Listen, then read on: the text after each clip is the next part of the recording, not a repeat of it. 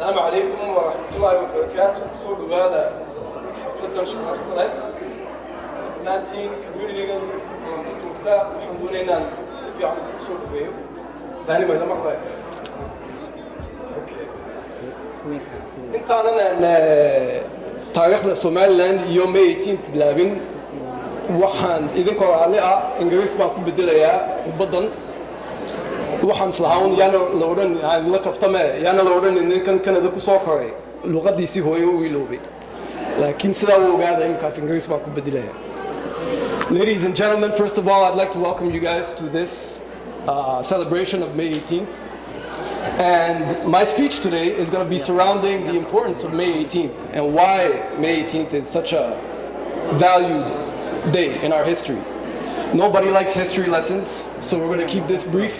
We're going to keep it to about 5 to 10 minutes.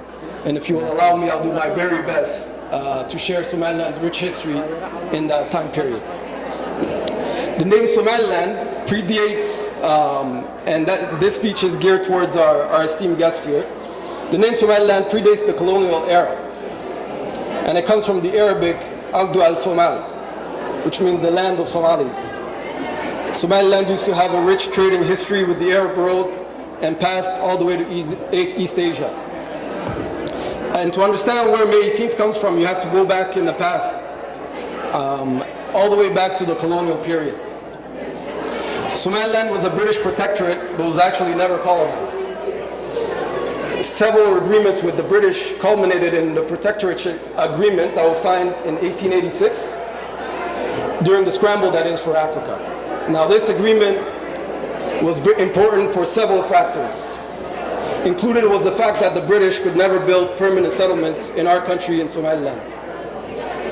Secondly, no resources could be extracted from Somaliland without the hearsay of the people and without paying cash for it. No British woman could give birth on the land of Somaliland. And the British could not interfere with the religious affairs of the people of Somaliland. Lastly, the British were to respect the customary conflict resolution of the natives. And in return, the British had access to the port of Berbera. Now, we fast forward to 1960. Somaliland gained its first parliament, its first election on February 1960, during the decolonization period. The Somaliland National League became the first government of Somaliland that was democratically elected and took office on June 26, 1960.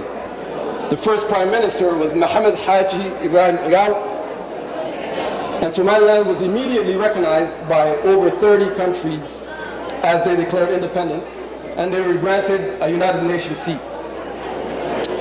Somaliland's then government intended to try to unify with the UN trusteeship of Somalia. It agreed to do so verbally. The Act of Union was to be written, debated, and then ratified by both the governments of Somalia and the government of Somaliland.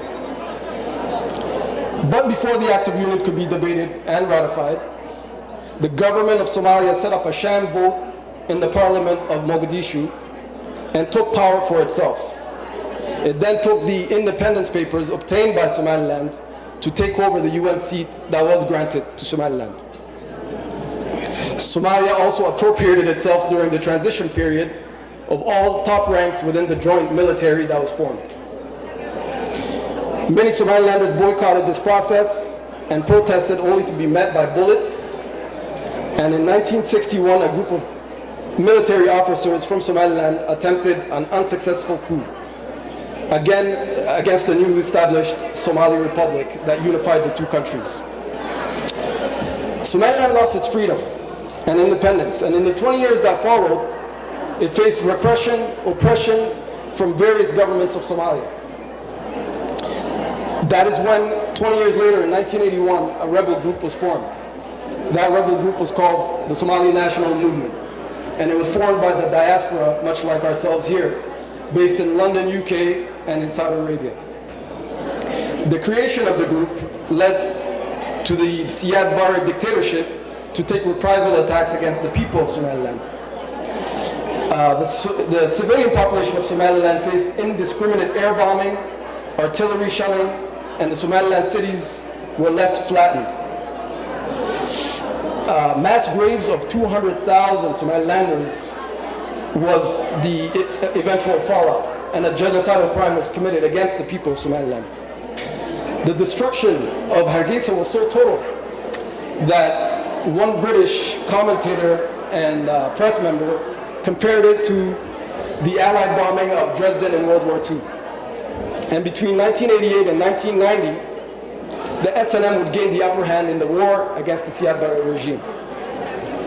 Now, if we fast forward to 1990, when it was clear that the Siad Barre regime was about to collapse, and in light of the SNM's victories throughout most of the cities in Somaliland, a conference was initiated by the clan elders of Somaliland to take place in February 1990 in the town of Berbera. The conference achieved several important points. The very first one was for the cessation of hostilities among the clans, the promotion of a subsequent peace conference, and for socio-economic activity and trade to resume within Somaliland among its various clans. But most importantly, the SNM agreed not to take any reprisal attacks against any tribes that fought alongside the regime of Siad Barre. A year later, in 1991, and between April 27th and what brings us to May 18th, 1991, the date in question, a conference was held in the city of Bo'o for all of the various clans that inhabit Somaliland. The aim was twofold, to further the peace process that began in Berbera and to extend the peace and stability in light of the fall of the regime. And lastly, to establish a system of governance. After much deliberation between the SNM and executive committee and the clan elders present at the conference, and in light of the genocide that was perpetrated against the people of Somaliland, it was agreed upon on May 18, 1991, that Somaliland would redeclare its independence. That is based on the June 26, 1960 borders. So why is May 18, 1991 such an important date? To keep it brief, Somaliland was hoodwinked out of its independence by Somalia. 30 years of struggle to gain back what was lost in 1960 was finally achieved on May 18, 1991. The progress that has been achieved since May 18, 1991 with no international recognition is nothing but miraculous. Somaliland's budget increased from a mere hundreds of thousands of dollars to about $500 million with no foreign funding. 5 presidents have changed hands democratically, and elections have been held at all levels. Somaliland signed bilateral trade agreements with other nations and is on the cusp of finalizing an MOU that would lead to Ethiopia becoming the first country to officially recognize Somaliland as an independent state. So again, why is May 18th so important? Simply put, it is the day we took back our identity. It is the day we took back our history. It is the day we took back our culture.